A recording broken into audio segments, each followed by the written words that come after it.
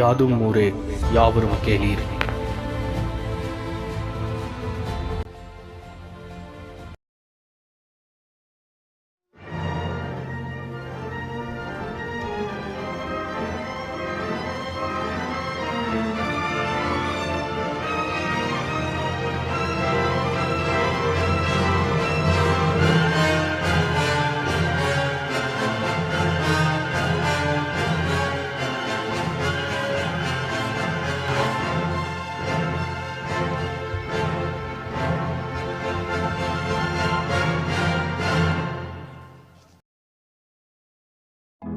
One world order அப்படின்னாலே ஏன் ஆன்மீகவாதிகளும் Illuminati கதை பேசுகிறவங்களும் பயப்படுறாங்க?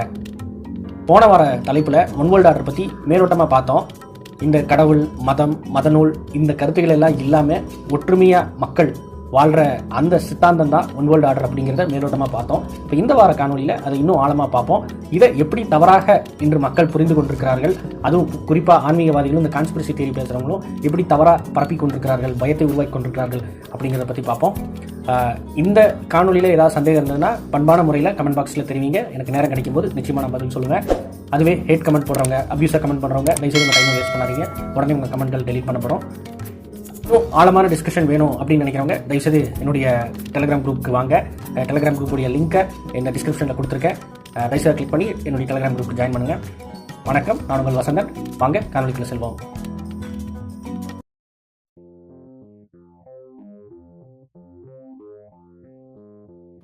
யூத மத நூலான தோரால ஒரு கதை வருது. அதாவது மனிதர்கள் எல்லாமே சேர்ந்து வானை தொடர அளவுக்கு, கடவுளையும் தாண்டி போகிற அளவுக்கு ஒரு கோபுரம் கட்டுவோம் வாங்க அப்படின்னு சொல்லி முடிவு பண்ணுறாங்களாம். அப்போது உலகத்தில் இருக்கிற எல்லா மனிதர்களுமே அந்த காலத்தில் ஒரே மொழி பேசினாங்க, ஒரே சிந்தனையாக இருந்தாங்க அப்படின்னு அந்த கதை வருது. மனிதர்கள் எல்லாமே ஒன்று சேர்ந்து ஒரே மொழியோட, ஒரே சிந்தனையோட, ஒரே செயல்பாட்டோட தன்னுடைய இடத்துக்கே வர்ற அளவுக்கு கோபுரத்தை கட்டுறாங்க ஒன்று சேர்ந்து அப்படிங்கிறத கேள்விப்பட்ட யூத இறைவன் கோபப்பட்டு உடனே அந்த கட்டடத்தை கலைச்சு போடுறாரு. மனிதர்களுடைய சிந்தனையும் கலைச்சு போடுறாரு, அவர்களுடைய மொழியையும் மாற்றி விடுறாரு. இந்த கோபுரத்தோட பேர் பாபேல் கோபுரம் அப்படின்னு தோரா சொல்லுது. அப்போ இதுலேருந்து நமக்கு என்ன தெரிய வருது அப்படின்னா, ஒன் வேர்ல்டு ஆர்டர் அப்படிங்கிற மனிதர்கள் எல்லாமே ஒரே சிந்தனையோட, ஒரே மொழி பேசி, ஒரே கருத்தியலோட, ஒரே செயல்பாட்டோட இறங்கி கடவுளையே விஞ்சுவோம் அப்படின்னு ஆய்வுகளில் இறங்குறது கடவுளுக்கு பிடிக்காத விஷயமாக இருக்கிறது அப்படிங்கிறது நம்மளால் புரிஞ்சுக்க முடியுது. அப்போ இந்த முடிவடையாத கோபுரம் தான் ஃப்ரீமேசன்களோட சின்னமாக இருக்குது, இலுமினாட்டிகளுடைய சின்னமாக இருக்குது, அமெரிக்க அரசாங்கத்தினுடைய முத்திரையாகவும் இருக்குது. அந்த கோபுரத்துக்கு மேலே ஒரு கண்ணை போட்டிருப்பாங்க. அந்த கண்ணு கடவுளுடைய கண், ஐ ஆஃப் ப்ராவிடன்ஸ் அப்படின்னு சொல்லுவாங்க. நம்முடைய திருக்குறளில் தெய்வத்தால் ஆகாது எனினும் முயற்சிதன் மெய்வருத்த கூலி தரும் அப்படின்னு வரும். அதாவது கடவுளை காட்டிலும் முயற்சி தான் சிறந்தது அப்படின்னு நம்ம வள்ளுவர் சொல்லியிருப்பாரு. ஆனால் இவங்க மனிதனுடைய முயற்சியை காட்டிலும் கடவுள் தான் பெரியவர் அப்படிங்கிறத இந்த சின்னத்தில் உணர்த்தியிருப்பாங்க. அந்த கோபுரத்துக்கு கீழே அடியில் என்ன போட்டிருக்கோம் அப்படின்னா, நோவஸ் ஓர்தோ செக்லோரம் அப்படின்னு போட்டிருக்கோம் லத்தீன மொழியில். அந்த கண்ணுக்கு மேலே, அந்த கண்ணு பக்கத்தில் என்ன போட்டிருக்கோம் அப்படின்னா, அனுயித் கொய்பித்தஸ் அப்படின்னு போட்டிருக்கோம். இதுக்கு என்ன அர்த்தம் அப்படின்னு லத்தீன மொழியில் பார்ப்போம். நோவஸ் ஓர்தோ செக்லோரம் அப்படிங்கிறதுக்கு லத்தீன மொழியில் என்ன அர்த்தம் அப்படின்னா, புதிய காலங்களுக்கான கட்டமைப்பு அப்படின்னு அர்த்தம். New order for the ages அப்படின்னு அர்த்தம். இதுவே இந்த மேலே இருக்கிற சின்னமான அனுயித் கொய்பித்தஸ் அப்படிங்கிறதுக்கு என்ன அர்த்தம் அப்படின்னா, அவரின் சித்தத்தின்படி அப்படின்னு அர்த்தம்.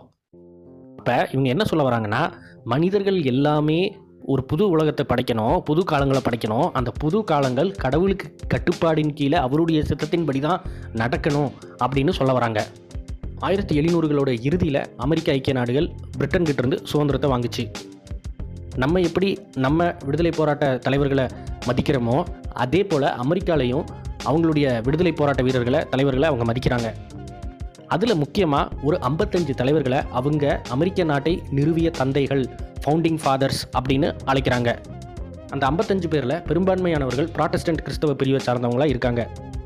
அதில் தாமஸ் ஜெஃபர்சன் அப்படிங்கிற 3வது அமெரிக்க ஜனாதிபதியானவரும் 4வது அமெரிக்க ஜனாதிபதியான பெஞ்சமின் ஃப்ராங்க்லின் அப்படிங்கிறவரை தவிர மீதி எல்லாருமே தீவிர கிறிஸ்தவர்களாக இருக்காங்க.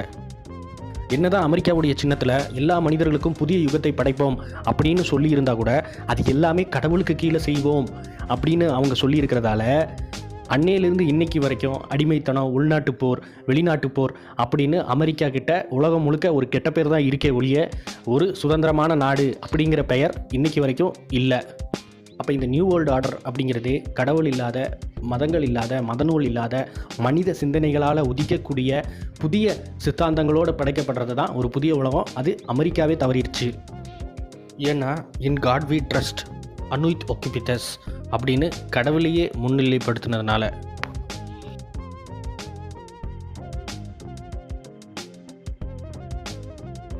பிரகஸ்பதி சூத்ர அப்படிங்கிறது சார்வக கொள்கையுடைய சமய நூல் அப்படிங்கிறது போன வார காணொலியில் பார்த்தோம். இந்த பிரகஸ்பதி சூத்ர நூலை எழுதியவரே பிரகஸ்பதி அப்படின்னு இந்து புராணங்கள் சொல்கிறாங்க. பிரகஸ்பதி யார் அப்படின்னா அவர் தான் இந்து மதத்தில் வியாழன் கிரக கடவுளாக இருக்கிறாரு. இந்த வியாழனை தான் குரு அப்படின்னு சொல்கிறாங்க. இந்த குரு பயங்கர ஞானம் உள்ளவராக இருக்கிறார். இந்த குரு ஒரு மனிதனுக்கு தோன்றினா அவனுக்கு எல்லாமே நல்லதாக நடக்கும், அவன் கல்வி சம்மந்தப்பட்ட விஷயங்களில் சிறந்து விளங்குவான் அப்படிங்கிறது ஜோசியத்தில் ஒரு அடிப்படையான விஷயமா இருக்குது.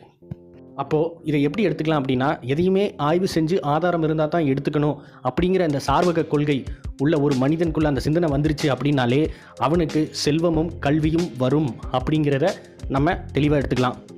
இந்த பிரகஸ்பதியுடைய மனைவி யார் அப்படின்னு பார்த்தீங்கன்னா, இந்த குரு கிரகத்துடைய மனைவி யார் அப்படின்னு பார்த்தீங்கன்னா, அது தாரகை அப்படின்னு வரும். தாரகை அப்படின்னா ரொம்ப ஒளியான ஒரு நட்சத்திரம் அப்படின்னு பெயர். இன்றைக்கும் ஹிந்தியில் தாரா அப்படின்னா நட்சத்திரம் அப்படின்னு பெயர். இதை இப்படியே ரோம பண்பாடோட ஒப்பீடு செஞ்சோம் அப்படின்னா, ரோமர்களுடைய தலையான கடவுள் யார் அப்படின்னா வியாழன் தான். பேர் ஜூபிட்டர். இந்த ஜூபிட்டர் கல்வி, அறிவு, செல்வம் இது எல்லாத்துக்குமே தலைவராக இருக்கார். மேலும் இவர் மருத்துவத்துக்கும் தலைவராக இருக்கார். இன்றைக்கும் பார்த்தீங்கன்னா ஆங்கில மருத்துவர்கள் தங்களோட மருத்துவ சீட்டில் மருந்து எழுதுறதுக்கு முன்னாடி RX அப்படின்னு போட்டு தான் எழுதுவாங்க, பிள்ளையார் சொல்லி மாதிரி. இந்த RX அப்படிங்கிறதுக்கு என்ன அர்த்தம் அப்படின்னா பை ஜோவ் அப்படின்னு அர்த்தம். அதாவது ஜூபிட்டரின் திருப்பெயரால் அப்படின்னு அர்த்தம். இந்த ஜூபிட்டர் தன்னுடைய பேரனான மெர்க்குரிக்கு கொடுக்கறது தான் கதூஷியஸ் அப்படிங்கிற ஒரு ஆயுதம். அந்த கதூஷியஸ் அப்படிங்கிற ஆயுதம் வேறு ஒன்றும் இல்லை, 2 பாம்பு சுற்றின ஒரு கோல். கதூஷியஸ் அப்படிங்கிற இந்த சின்னம் தான் நம்ம நைட்ஸ் டெம்ப்ளார் காணொலியில் பார்த்தது போல் பெஃபமத் அப்படிங்கிற அந்த சாத்தானுடைய சிலையுடைய மடியில் இருக்கும். அமெரிக்காவுடைய மருத்துவ சின்னமும் இந்த கதூஷியஸ் தான். ரோமர்களுடைய புராணத்தில் எப்படி ஜூபிட்டருடைய பேரன் மெர்க்குரியோ, அதே போல் இந்து புராணங்கள்லேயும் பிரகஸ்பதியுடைய பேரன் புதன் அப்படின்னு வரும். இதுவே யூதர்களுடைய இன்னொரு நூலான தனக் எடுத்துட்டிங்க அப்படின்னா, விடிவெள்ளி நட்சத்திரமாக இருந்து விழுந்தவன் தான் லூசிஃபர் அப்படிங்கிற சாத்தான் அப்படின்னு வரும்.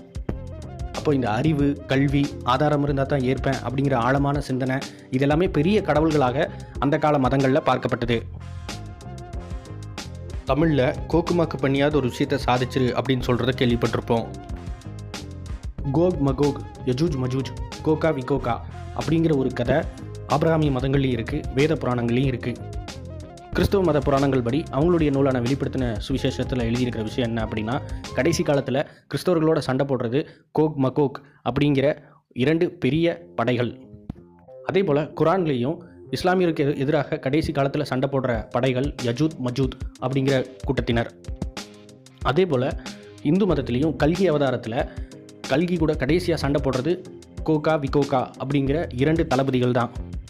இதில் ஒருத்தன் ரொம்ப மூலக்காரனாக இருப்பான், இன்னொருத்தன் உடல் ஆரோக்கியமாக ரொம்ப பலசாலியாக இருப்பான். இந்த 2 பேர்த்தையும் வீழ்த்தினா தான், இல்லை இந்த 2 இனத்தையும் வீழ்த்தினா தான் அந்தந்த மதங்களுடைய ஆட்சி காலம் புதிதாக தொடங்கும் அப்படின்னு அந்தந்த மதங்கள் சொல்லுது. இதை சாத்தானிய சிந்தனையோடு ஒப்பிட்டு பார்த்தோம் அப்படின்னா, நுட்பமான சிந்தனை உள்ள அறிவுள்ளவனை மதங்கள் ஜெயிப்பது ரொம்ப கஷ்டம். அவன் பலசாலியாகவும் இருந்தான்னா அவனை மிரட்டி மதம் மாற்றுறதும் கஷ்டம். நம்ம சரித்திரத்தோடைய பக்கங்களை திருப்பி பார்த்தோம் அப்படின்னா, அதிகமாக ஆழமாக சிந்திக்க தெரியாத மனிதர்களும் மதத்தை எதிர்த்து சண்டை போட துணிவில்லாத மனிதர்களும் எளிதாக மதங்களின் படையெடுப்பு கீழே விழுந்திருக்கிறத நம்மளால் பார்க்க முடியும்.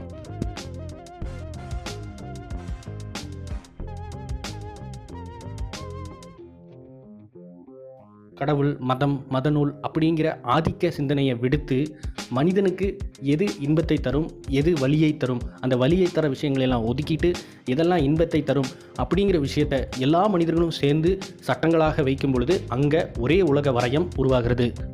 இதைத்தான் ஆன்மீகவாதிகள்லாம் பயந்து ஏஜ் ஆஃப் இலுமினாட்டின்னு சொல்கிறாங்க. இந்த ஏஜ் ஆஃப் இலுமினாட்டியை ஏஜ் ஆஃப் என்லைட்டன்மெண்ட் அப்படின்னு நம்ம சொல்கிறோம். என் கடவுள் தான் பெருசு, என் மதநூல் தான் பெருசு அப்படிங்கிற மதவெறி, சாதி வெறி, இனவெறி, நிறவெறி போன்ற எல்லா பாகுபாடு வெறிகளும் அழிந்து எல்லா மனிதர்களும் ஒரே இனம், எல்லா மனிதர்களும் ஒரே குடும்பம் அப்படிங்கிற உயரிய சிந்தனையுள்ள வெளிச்சம் உருவாகி இணைப்பது தான் ஏஜ் ஆஃப் இலுமினாட்டி அப்படிங்கிற நல்ல காலங்கள். இதற்கு பயன்படுத்தக்கூடிய கருவி தான் அறிவியல்.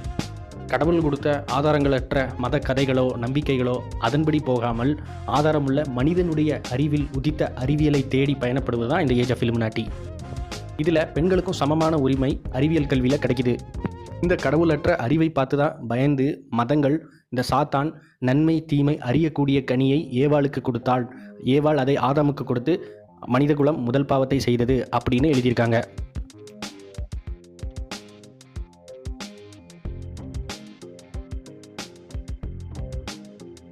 சரி, சமண கொள்கையில் ஆசிரியராக இருக்கிற நீலகேசி எப்படி சார்வக கொள்கையில் ஆசிரியராக இருக்கிற பிசாசகனை ஜெயிச்சா அப்படிங்கிறத பார்ப்போம்.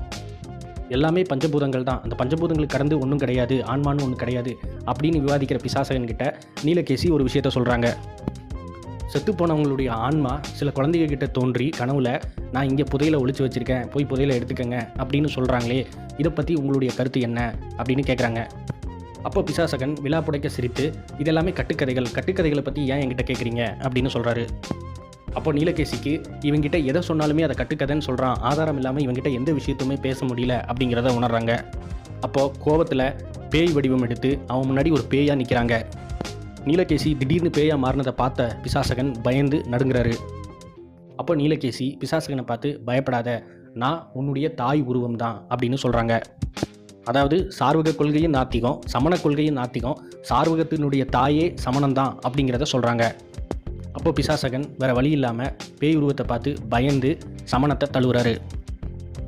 அப்போ இந்த இடத்துல ஒரு மூட நம்பிக்கையை அடிப்படையாக வைத்து தான் சார்வகனையே சமண மதத்துக்கு மாற்ற முடியும் அப்படிங்கிற கொள்கையை நீலகேசியில் எழுதியிருக்காங்க.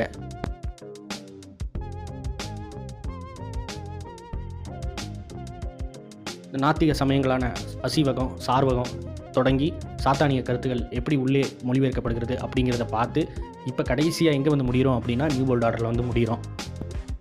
Age of Illuminati, age of enlightenment, age of new world order, new ages, one world order அப்படின்னலாம் என்ன அப்படிங்கிறது இப்போ உங்களுக்கு புரிஞ்சிருக்கும் அப்படின்னு நான் நம்புகிறேன். சாதி வெறி, மொழி வெறி, இனவெறி, நிறவெறி, மதவெறி இதையெல்லாம் கடந்து ஒன்றுபட்ட ஒரு சமுதாயத்தை உருவாக்குவோம் வாங்க.